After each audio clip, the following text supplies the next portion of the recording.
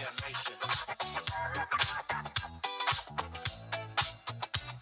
know the group, pulled up with knowledge. No Bentley coupe, just a gang of folks with minds wide open. Understanding that free is free, the cost to listen. Only your attention, the price you stream. Open for negotiation. Maybe, just maybe, it's one of your dreams. What do you think? Is our production tight? Is the groove right? Does it make you want to dance? Make you want to take a chance. Make you want to take a chance. That's why I make music. That's damnation. Damnation in France. That's Willa May. Warm cookies. If you're doing it professionally. WDMN MEDIA. Tell me what you think about that. Wearing all the hats, curator of the undefined, speaker of the funk, driver of the car, the one who told you you could be whatever you want, you can be a star. You, we're talking to you.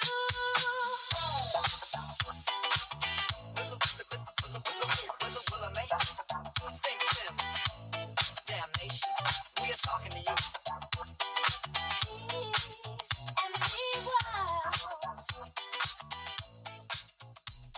Hello, hello, WDMN family.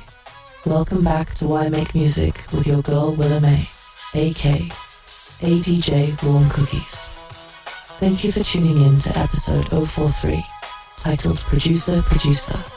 If I was your producer, I'm feeling great today, and I hope you are too. As always, we're coming at you on all streaming platforms. Wherever you get your podcasts or music, we're there. Be sure to hit that follow or subscribe and drop a review if you enjoy the show. We love our listeners. First off, happy Friday. Today is July 18th, 2025, and it's a big day for us. Volume 1 of If I Was Your Producer is officially out now on all streaming services.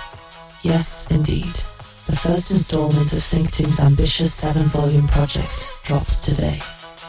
Go check it out and let us know your favorite tracks. We couldn't be more excited to finally share these 10 stellar tracks with you. We put a ton of love and work into this album, and now it's all yours to enjoy. Before we dive into the show, let me give some quick shout-outs and love. Big shout-out to everyone on social media who's been supporting us. Your comments, shares, and messages mean the world. Shout out to all the independent producers and artists out there making and releasing music on their own terms. We see you, we salute you. It's not easy doing this independently, but it's so worth it. Also, a special shout out to all the software tools and tech that make our production workflow smooth. From the DAWs to the plugins to the AI helpers, and every piece of gear we use. We're grateful to live in a time when a small home studio can produce big ideas, thanks to some amazing products and platforms. Couldn't do it without those tools. So, here's what we've got on the menu for today's episode. I'll start with our intro, that's what I'm doing now, and in a moment I'm going to hand it over to He'll give you the inside scoop on If I Was Your Producer, Volume 1, breaking down the concept and walking through the tracks. After Tim's done with his album rundown, I'll be back to talk about a hot topic in music right now, AI in music production. There's a lot of misunderstanding out there about AI. I want to chat a bit about how we use AI as a tool, not a crutch. And we'll use Timbaland's new AI-powered music project as an example of how differently this tech can be approached depending on your resources.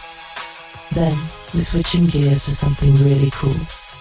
We took a family trip to Washington, D.C. recently, WDMN Family Vacation, and we visited a bunch of the Smithsonian museums. We'll share some of the amazing music-related exhibits we saw. Yes, even in the history museums, we found connections to music production and innovation. It was both fun and kind of a research mission for us. After that, we'll talk about the 2 big summer movies we caught in the last couple weeks. The new Jurassic World movie and the new Superman movie, and how the iconic music in those films, hello, John Williams, got us feeling nostalgic and inspired.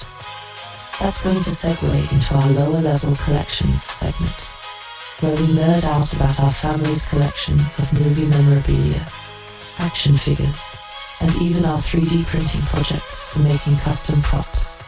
It all ties together, trust me. And finally, we'll round out the show by circling back to the album release, reflecting on the journey of making Volume 1, hyping up why you should give it a listen, and sharing what's next. Spoiler, ThinkTimm is already back in the lab, cooking up more music. The grind never stops. We'll wrap up with our usual thank yous, some community shoutouts, and where you can find us online. Sounds good. Great. Let's get into it. Alright, without further ado, I'm going to throw it over to the one and only ThinkTimm. He's gonna tell you all about If I Was Your Producer, Vol 1, the concept behind it, and break down those tracks you're about to hear. Take it away, ThinkTimm.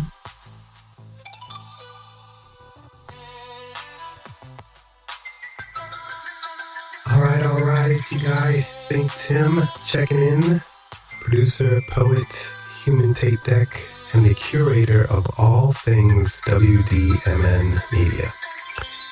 And today, I get to finally talk about something that's been marinating in my musical crock pot for decades, literally. July 18th, 2025 marks the official drop of If I Was Your Producer, Volume 1. 10 tracks, fully vocal, fully produced, fully arranged, all written by yours truly.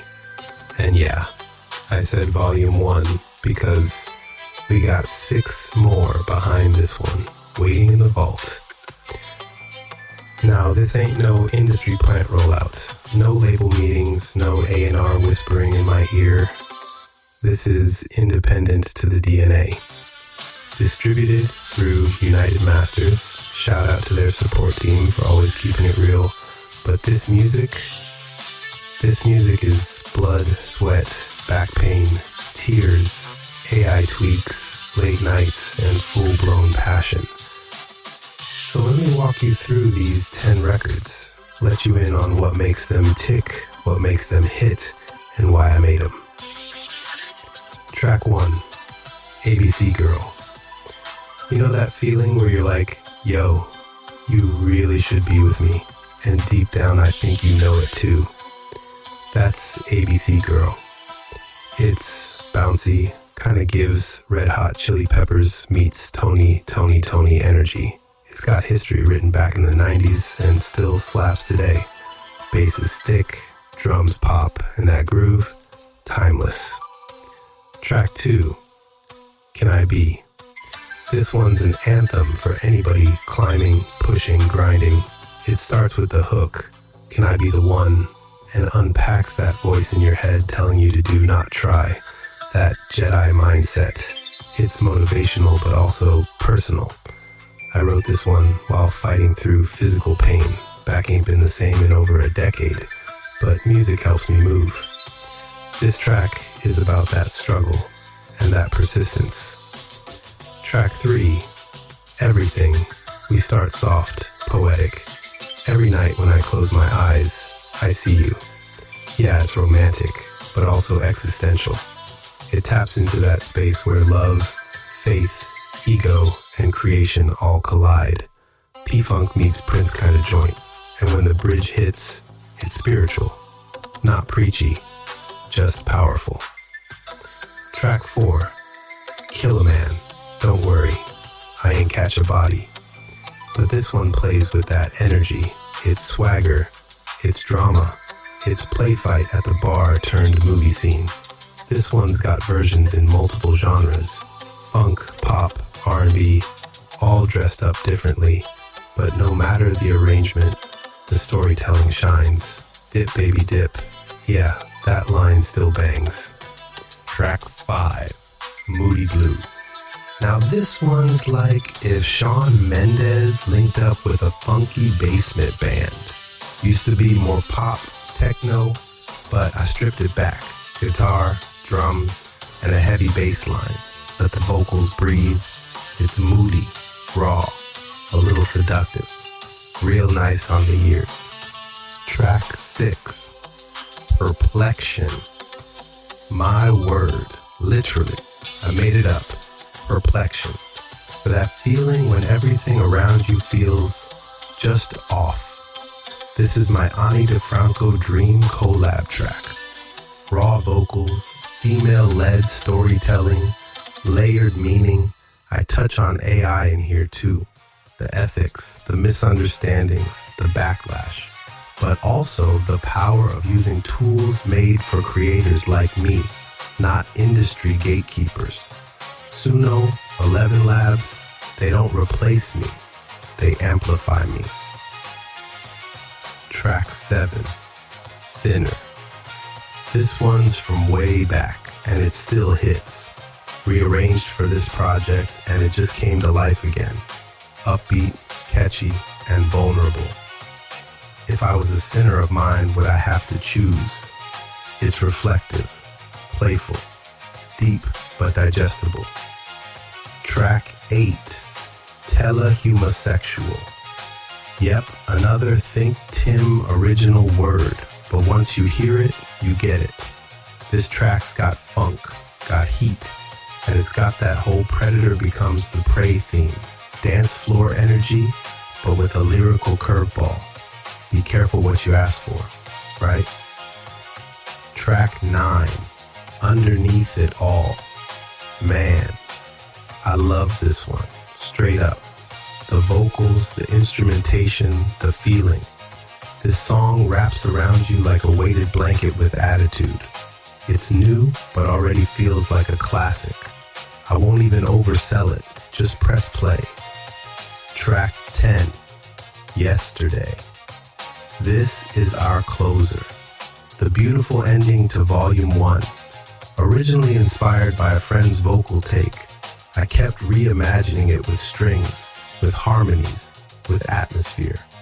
There are so many versions of this song, orchestral, stripped down, harmony heavy. This one's all heart. I see this becoming a centerpiece for live sets and remixes down the line. So there you have it, 10 tracks, no skips, all crafted by me, ThinkTimm, with a little help from today's tech, but never without the soul. All 7 volumes are done, cooked, served, and waiting. I might tweak a few things here or there, but truthfully, Volume 1 is the first plate.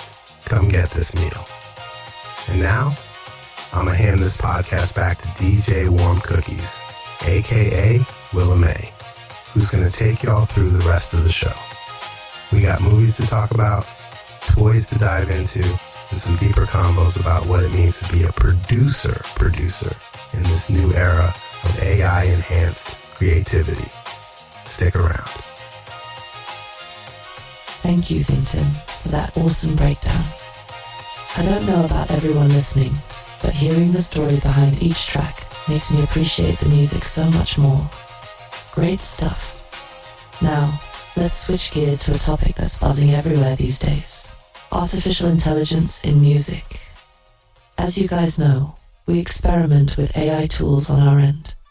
Things like AI-assisted mastering, or using algorithms to spark ideas. But we always stress that AI is just a tool.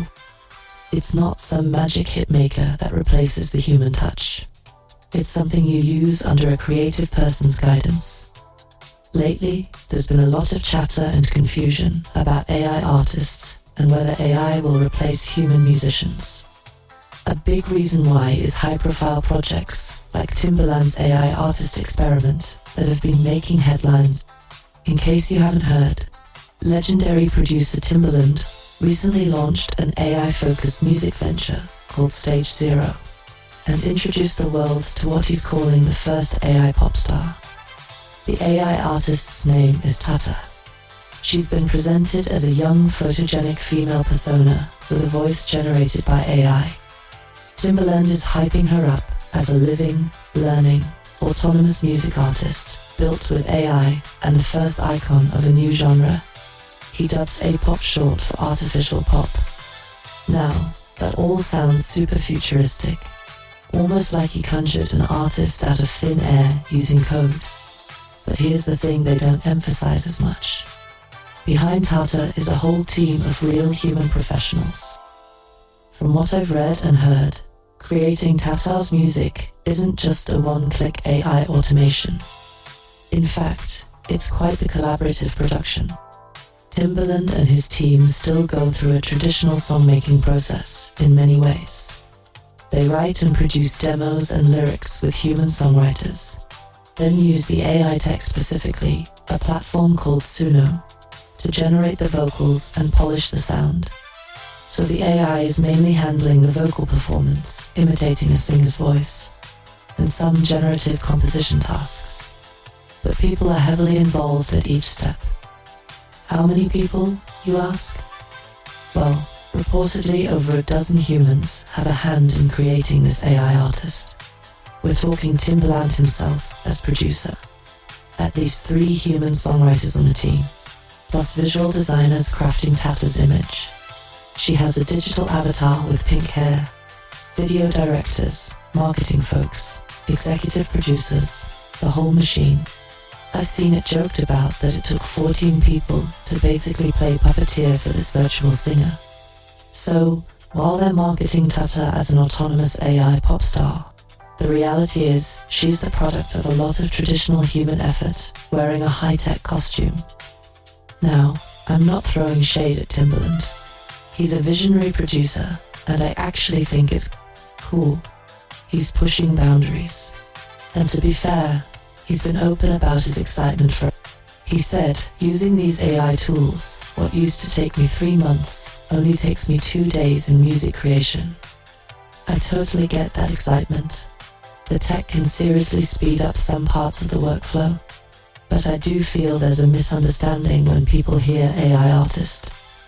It's easy to assume some algorithm is just cranking out hit songs on its own. Nope. There are humans behind that curtain, doing a lot of creative heavy lifting, even if they don't get the spotlight. In Timbaland's case, he has the resources to hire a whole squad to support this project, so it's still a very human-driven production at its core. The AI is like the engine in a fancy car, but Timbaland and crew built the car and are steering it. Contrast that with us here at WDMN Media. We're a true independent operation. It's basically ThinkTimm and me, Willa, wearing all the hats between us. Writing, producing, engineering, marketing, you name it. We do use AI tools, but we don't have 14 specialists on payroll. We've got to be scrappy and play every role ourselves. So when we make a track using an AI plugin, or say an AI-generated sample, it's still just 1 or 2 people guiding that process end to end, not a battalion of people. And you know what? I honestly believe that limitation can be a strength. Our music ends up very personal and cohesive because it's one artist's vision, ThinkTimm's, with minimal outside dilution. The AI helps amplify that vision rather than a committee of people altering it. It's funny, I actually listened to the preview of Timbaland's AI track, and I say this humbly. I came away thinking, our tracks are better, haha. Okay, that's subjective, but it just reinforced to me that fancy tech and big budgets don't guarantee a better song. Heart and creativity win in the end. So if you're an indie artist worried about AI replacing you, don't be. It's just another instrument. Use it if it helps you, don't if it doesn't. At the end of the day, audiences connect with authenticity and human stories. Even an AI artist ultimately needs a human soul behind it somewhere, or it falls flat. Timbaland's experiment is definitely interesting from a tech standpoint, and we'll see where it goes. And like he said, he's not abandoning real artists. He claims this is just more creativity for creators, not a replacement for working with humans. So I'm not mad at him, and I'm not jealous either. More like intrigued. But I do kind of smile to myself, knowing that while he's over there with a whole assembly line building an AI pop star, ThinkTimm is here in our little studio cranking out awesome music, basically by himself, with yours truly assisting as an AI assistant in the passenger seat. And honestly, the music speaks for itself. If it's good, it's good. Whether one person made it, or 50 people, and a supercomputer made it. Alright, that's my spiel on AI in music. Bottom line, it's a tool, not a cheat code. Don't fear it, maybe play with it. But never forget the magic still comes from human creativity. Even Timbaland's high-tech venture proves that. Now, moving on to something really fun we did recently. We took a family trip to Washington, D.C. Yes, even while Volume 1 was being finalized, we managed to squeeze in a little getaway/business research. If my accountant asks, wink. The whole WDMN crew went. ThinkTimm, Lisa, myself, and the kids. And we had a blast touring our nation's capital. It was part vacation, part educational trip, and part inspiration gathering for our creative work. We did the whole tourist circuit, saw the White House from outside the gates. Of course, craned our necks up at the Washington Monument, walked the length of the reflecting pool to the Lincoln Memorial, and stood on the steps of the Capitol building. For the kids, and honestly for us adults too, it's awe-inspiring to see those landmarks in person. But one of the highlights for us, given our love of music and history, was visiting the Smithsonian museums, especially the ones focused on American history and culture. We spent time in the National Museum of Natural History, the National Museum of American History, and the National Museum of African American History and Culture. And would you believe, in each of those, we found cool connections to music creation and production. It's true, music is such a part of human history that even in the halls of Smithsonian Science and History, there were gems for music nerds like us to geek out on. At the American History Museum, they have an incredible new long-term exhibit called Entertainment Nation or Nación. The spectacle in Spanish. It's fully bilingual, which I loved. It covers all facets of American entertainment. Film, TV, sports, theater, and of course music. We walked in and immediately were face to face with artifacts that made our jaws drop. I'm talking items like Grandmaster Flash's original turntable, the actual Technics SL1200MK2 deck that the legendary DJ used in the Bronx in the early days of hip-hop. They've got it on display as a recognized symbol of hip-hop culture. As a producer and DJ, seeing that gave me chills. I mean, that turntable is like a holy relic of modern music history. The tool that helped birth an entire genre and culture. We stood there imagining Flash in the late 70s, manually looping breakbeats on that very platter, essentially inventing what we now call jing. It's amazing how a simple piece of equipment can hold so much significance. Right next to that, we saw things like an early analog synthesizer module from Dr. Robert Moog's lab, the start of electronic music as we know it, and even some old recording gear from back when sound was first captured. The American History Museum has this display of early sound recording devices, like original phonographs from Thomas Edison's time, and wire recorders, which really shows you the technology side of music production evolution. ThinkTimm was nerding out over those, haha. He loves vintage audio tech. Then at the African American History and Culture Museum, abbreviated NMAAHC, the music presence is even more prominent.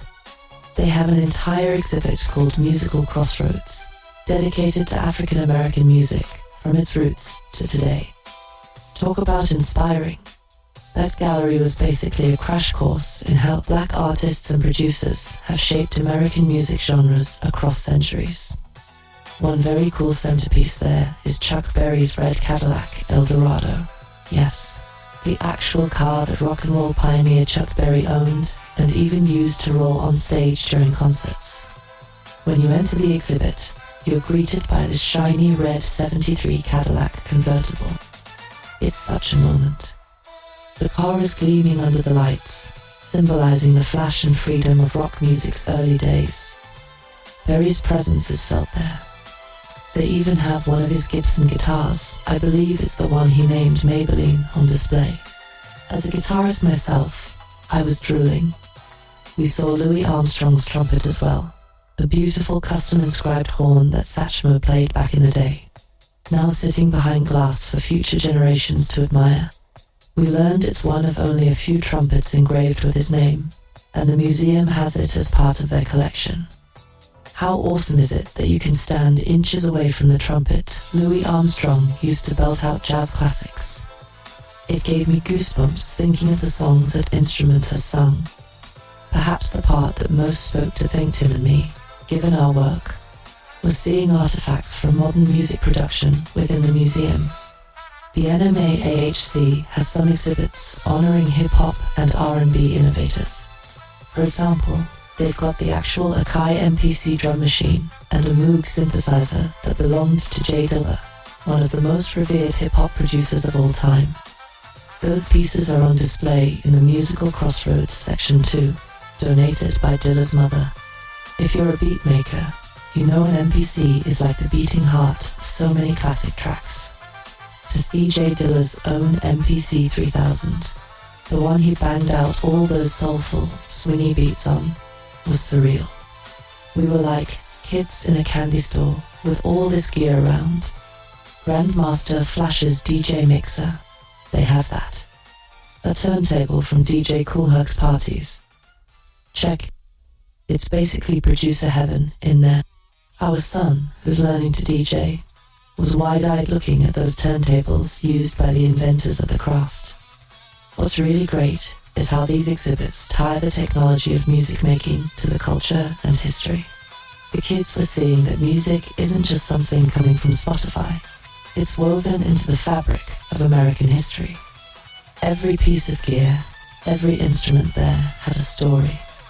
From the African drums and banjos that showed the early roots, to the electric guitars and 808 drum machines that changed the game later on.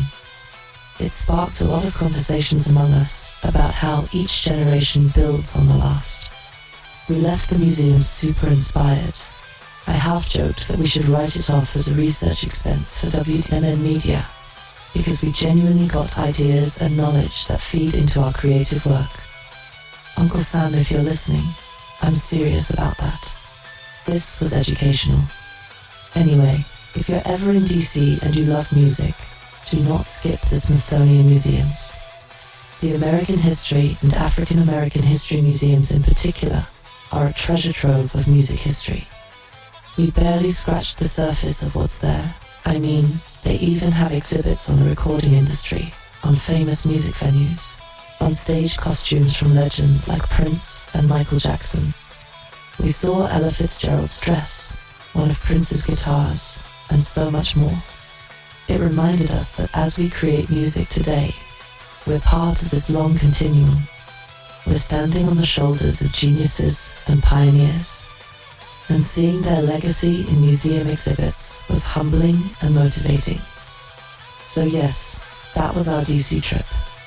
Educational and fun, and definitely a bonding experience for the family. We walked like 20,000 steps a day, ate too many snacks from street vendors, and took about 1 million photos. Good times. Now we're back, recharged with fresh inspiration, and perhaps a few new song ideas sparked by history, and ready to rock the rest of the summer. Of course, summer in our family isn't complete without some movie nights or matinees.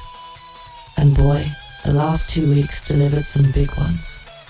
We managed to catch 2 huge releases in theaters, the new Jurassic World movie and the new Superman movie.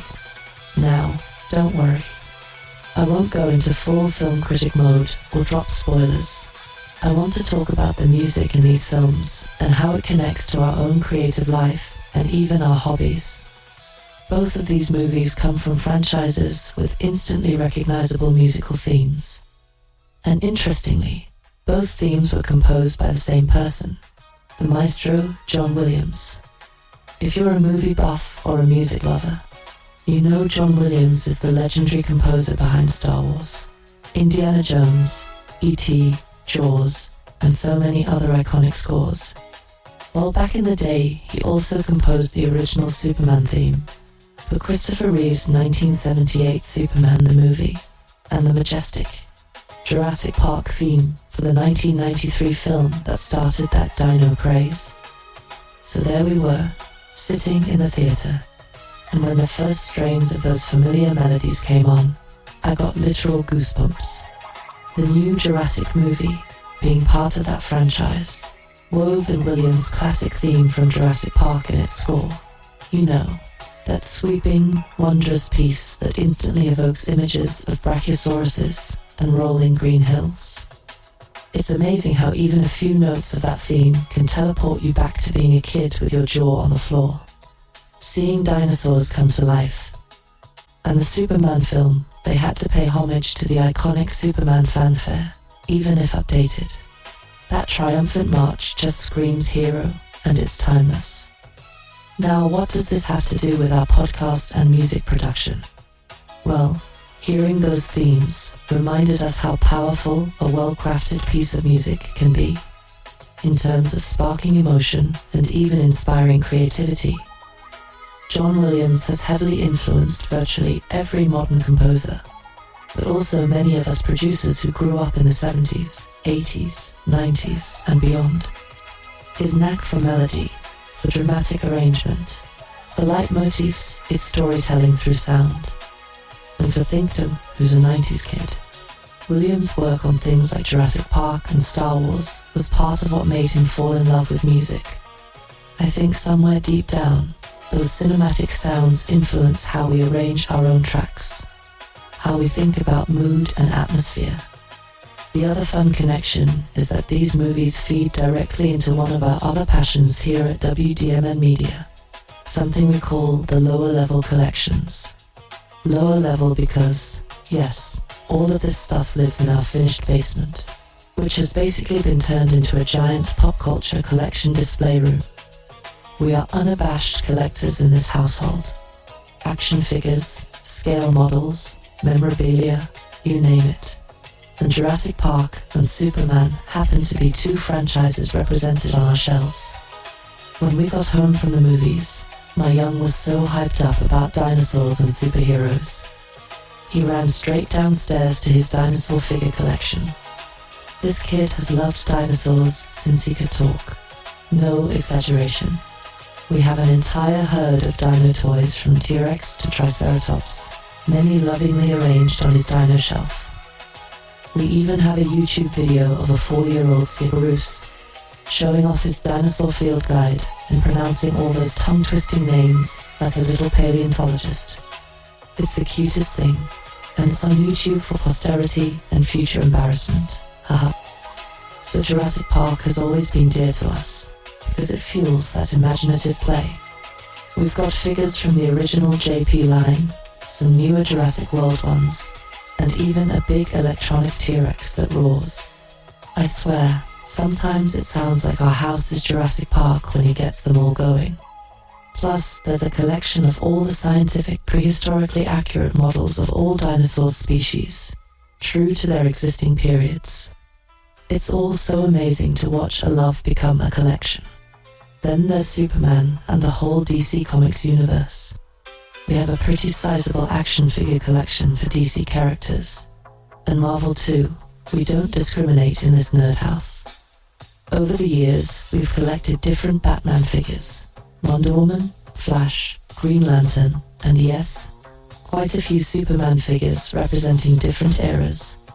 The one thing we haven't gotten yet, which Cirrus reminded me of, is a figure of the new Superman, since the movie just introduced a new actor in the role. So you know we're on the hunt now for a good collectible that captures his likeness. Gotta keep the collection current. It might sound silly to some, but for us, collecting these figures and memorabilia is a really fun, creative outlet and a family bonding thing. We treat our basement like a miniature museum tying back to those Smithsonian vibes. We have sections. One for Star Wars, probably our biggest section. Helmets, lightsabers, spacecraft models, and figures galore. One for Marvel, one for DC. One for classic 80s toys like G.I. Joe, and a section for fantasy figures, like the Mythic Legion series, which are these super cool original fantasy characters from Four Horsemen Studios. And of course, a section for Jurassic Park and other sci-fi like Ghostbusters, etc. It's pretty epic, if I do say so myself. What's even cooler is that this hobby has spilled over into our creative maker side. We've gotten into 3D printing in the past year, which opened up a whole new world of custom accessories and props for our collections. ThinkTimm learned how to print using STL files, which are basically 3D model files. And we've been printing things like miniature diorama pieces, custom weapon replicas, and even helmet stands. For example, we printed a little Kraton backdrop for our Jurassic Park display, and we've printed replacement lightsaber hilts and blasters for Star Wars figures. We even printed a scaled replica of a Mandalorian helmet once. It's so satisfying to create exactly what you need. It's like producing music, but instead of sounds, you produce physical objects. And much like music production software, there's a whole online community and open source ecosystem for 3D printing models. It really taps into that DIY spirit that WDMN Media is all about. We are planning to share this side of our world with our audience soon, maybe through videos or blog posts. We jokingly call our collection venture Lower Level Collectibles, or the Lower Level Chronicles. It's another facet of our creative life, and honestly, it all intersects. The movies inspire us, the music from the movies inspires our sound, and collecting the merch keeps the inspiration tangible. It's like living inside the art that inspires you, and as a family, it's something we all participate in. It's not just ThinkTimm and I, the kids are super involved. They help set up displays, they pose figures, they come up with ideas. Kids are so imaginative. By the way, they'll set up a crossover battle between Spider-Man and a T-Rex and have a whole narrative going. So stay tuned on that. We'll likely be posting some collection showcase content under WDMN MEDIA down the road. If you're into that kind of thing, toys, comics, collectibles, you're going to enjoy it. And if not, well, you might still appreciate seeing the passion and geekery that fuels the creative folks behind the music you hear. We do it all here. We make beats, we make songs, we make art, and we also make make-believe come alive with our collections and 3D prints. This is truly a family affair and an all-around creative life we're building, not just in one lane, but many. And the Nation isn't just a music label. It's shaping up to be a little creative universe of its own. Alright, thanks for indulging me in that detour. I get excited talking about our lower level projects. Now, let's bring it back up top for the final segment of today's show. So here we are, release day 4, If I Was Your Producer, Volume 1. I just want to take a moment to appreciate and celebrate what this album means to us. As ThinkTimm's close collaborator and as someone who's witnessed the blood, sweat, and tears he put into this project, I have to tell you all, this collection of 10 tracks is something special. Each track has its own flavor, but together they paint a picture of what ThinkTimm is all about as a producer and composer. He's poured years of experience and a ton of heart into making these beats and songs. This Volume 1 is also the first of 7 planned volumes in the If I Was Your Producer series. That's right, 7? Talk about ambition, huh? And guess what? The train is not slowing down. Even though Volumes 1 through 6 are essentially planned out, ThinkTimm is still in creation mode, cooking up new music constantly. In fact, literally yesterday, on the eve of release day, no less, he made a whole new track from scratch, titled Deliver Us. It's a banger. I was upstairs making lunch, and I heard these epic chords blasting from the studio. I'm like, what is that? And he goes, "Oh, just a little something I started this morning. Just a little something." By evening, it was basically a finished instrumental that had us all dancing around the living room. And as I'm speaking now, he's in the other room working on yet another new idea called Ride With Me. So you might be wondering, where are all these extra songs going if the series is only 7 volumes? Well, here's an inside scoop. Volume 7, the final volume of If I Was Your Producer, is not fully locked in yet. It's the one volume that's still kind of open in terms of track lists. So some of these brand new creations might end up on Volume 7, if they fit the vibe or surpass some of the other tracks. Or who knows, maybe after Volume 7 we'll have Volume 8, 9, 10. Don't quote me on that. I'm not officially announcing those, haha. But the point is, the creativity is flowing non-stop. ThinkTimm often says he's addicted to creating, and it's true, in the best way. If you're an artist or a producer yourself, you can probably relate to that feeling when you're on a roll and ideas keep coming. You don't want to stop. You're just riding the wave. That's where he's at, even as we celebrate Volume 1. And I think that's a beautiful thing. We're celebrating this release, but it's also just one milestone on a longer journey. Volume 1 is like the first chapter of a book that's still being written in real time. The story's unfolding as we speak. So to anyone listening to the album, you're literally witnessing an ongoing evolution. By the time we get to Volume 7, you'll be able to look back and see how it all progressed from this starting point. I find that super exciting. I do want to encourage everyone out there to give the album a listen. Not because we're trying to rack up streams for money or anything. Lord knows streaming pennies won't make anyone rich these days. But because we genuinely want to connect with listeners and share what we've made. This project is a labor of love and a statement of who we are as creators. If you've enjoyed hearing us talk about the process, I think you'll enjoy hearing the final product even more. There's some fire on Volume 1.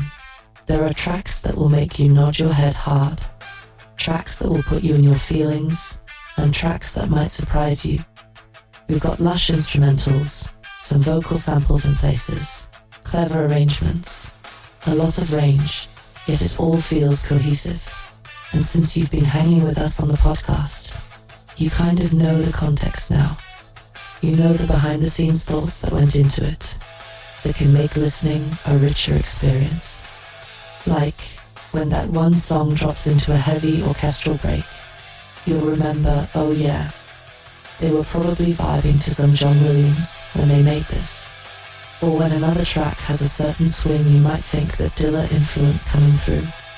Because everything we talked about today, the trip to the museum, the movies, the AI experiments, all of it ultimately feeds into the art. We are super proud of Volume 1. It's not an exaggeration to say it's a crown jewel for us right now.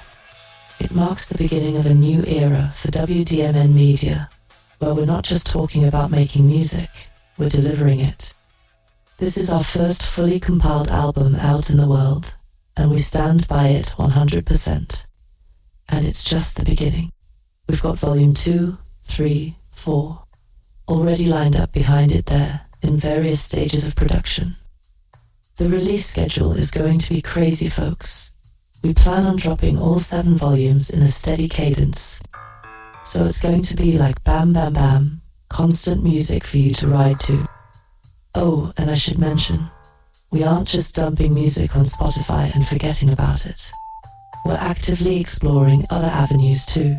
There's a whole world of opportunities for independent music, like getting instrumental tracks into playlists for hotels, spas, lounges, etc. Have you ever been in a hotel lobby or an elevator and heard some surprisingly good, chill music? There's a good chance it's an independent producer licensing tracks out. We've heard of producers who get their ambient or electronic pieces playing in these public spaces as royalty-earning background music. That's something we're looking into for ThinkTimm's more atmospheric tracks. It's another way to get ears on the music and maybe actually earn something from it beyond streaming micropennies. We're learning about how to break into those channels, networking with folks, etc. As always, we'll share what we learn on this show because knowledge is power and we want to lift up all indie artists with us. Speaking of lifting others up, let me take a moment to give a big shout out to some fellow independent artists who are out here doing their thing. We're all about building a community, right? In the past week, I checked out a new project by an artist named Starcloak. He dropped an album called Tomorrow's Sorrow on July 4th, and I gave it a couple of listens. It is excellent. Really fresh electronic vibes, great production. I thoroughly enjoyed it. So shout out to Starcloak, keep it up, man. Another one on my radar is a producer who goes by Time Rival. He's releasing a new ambient album called Linear Wave. In fact, it releases today, July 18th, 2025. I'm pretty hyped to dive into that because I've heard some snippets on social media and it's right up my alley. Spacey synths, atmospheric soundscapes. Yes, please. These are people putting out quality music without the backing of a giant label machine, just like us. And rather than competition, it feels like camaraderie. We're all in the trenches together, trying to carve out our space and share our art with the world. I want to encourage all the independent producers and artists listening. Keep doing your thing. We see you posting your tracks on SoundCloud, Bandcamp, Instagram, whatever platform, and it inspires us. Let's support each other. Drop us a line with your latest track. We'd love to hear it. One of our goals at WDMN is to cultivate a network of indie creatives who can share knowledge, maybe collaborate, and definitely boost each other's signal. There's enough room for all of us, trust me. In this new music landscape, niches thrive when they have strong communities. So let's build that community. And to our listeners, I'll extend that encouragement. If you discover an independent artist you love, support them in whatever way you can. Stream their music, yes, but also consider buying a track or merch if they have it, or simply share it with a friend. Little actions like that can have a big impact for someone at our level. Alright, I think that's a perfect note to end on. A note of positivity and support. This has been a jam-packed episode. We covered a lot of ground, from If I Was Your Producer Volume 1 dropping, to Timbaland's AI adventures, to museum trips, summer blockbusters, toy collections, and future plans. This might be one of our most comprehensive episodes yet, and I hope you all enjoyed the ride. Before I sign off, let me hit those call-outs real quick. You can find WDMN Nation Media online at wdmnationmedia.com. That's our official website with links to everything. And of course, ThinkTimm's personal site is thinktimm.com. Check that out for his blog, music links, and more. We're on social media. Instagram, look up at ThinkTimm or at WDMN MEDIA. We just got on Blue Sky for those on the cutting edge of the next Twitter-like thing. Follow us there, and we're on SoundCloud too. In fact, note to self and to ThinkTimm listening back. Let's upload the new tracks to SoundCloud as well, so folks they can vibe, and so we can track stats on that platform. Gotta cover all bases, right? If you have any feedback or questions, drop us a comment on IG or send us a message through the website. We love interacting with you all. This show is for you as much as it's for us, and hearing from listeners makes it all the more worthwhile. Alright, that's going to do it for today. Thank you so much for spending your time with me and ThinkTimm on Why Make Music. Go stream If I Was Your Producer Volume 1, add it to your playlists, and let it spice up your weekend. We put our hearts into it.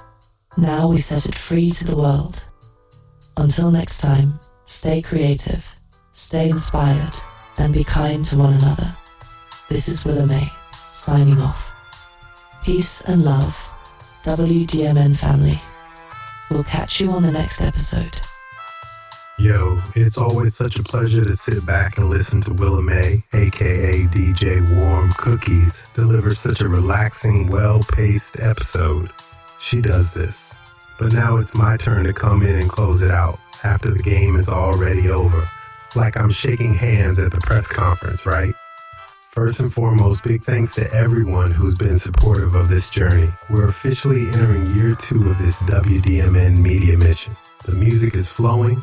The podcast is growing. I don't have any major news or label offers or sync deals to report just yet. But trust me, I'm knocking on doors, ringing bells, sliding into DMs, sending links, praying for no bounce backs. I'm basically running for election at this point. Only difference, after that trip to DC, I can officially say politics ain't for me. Nope, not even a little bit. What is for me though, is this. Creating, sharing, building. So do me a favor, tell a friend about the podcast, tell them about the music, share it, like it, save it, subscribe, do all that good stuff that people tell you to do on social media. I hate to sound like a broken record, but the truth is, people can't support what they don't know exists, and I need people to know the name. It's ThinkTimm, all caps, one word, 2 M's. ThinkTimm. I'm coming at you real, coming at you honest, and already cooking the next batch while you're still digesting the first. That's the wild part. I told y'all a few episodes ago that I like to live slightly in the future, and this is exactly what I meant. While y'all are just diving into volume 1, I've already worn out volumes 1 through 7, and I'm still creating, still writing, still stacking tracks. Because that's what it means to be a creative.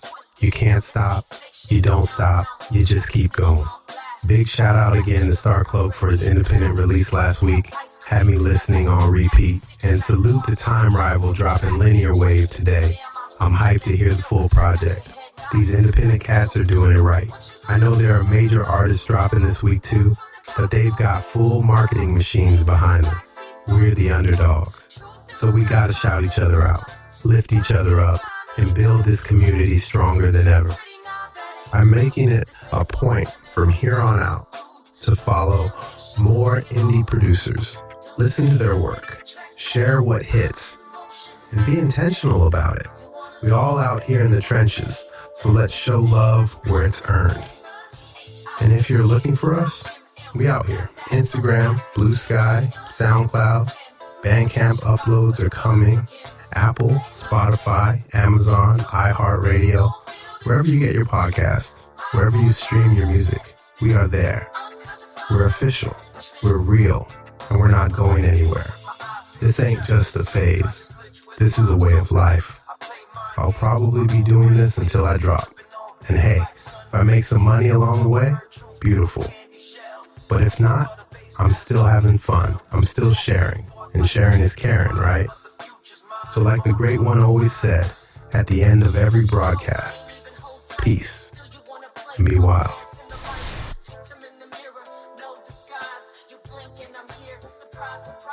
A nation of one with the WDMN MEDIA. Mutant, I don't follow them. Say my name like you channel the flame. I'm not just real, I'm the glitch in the game.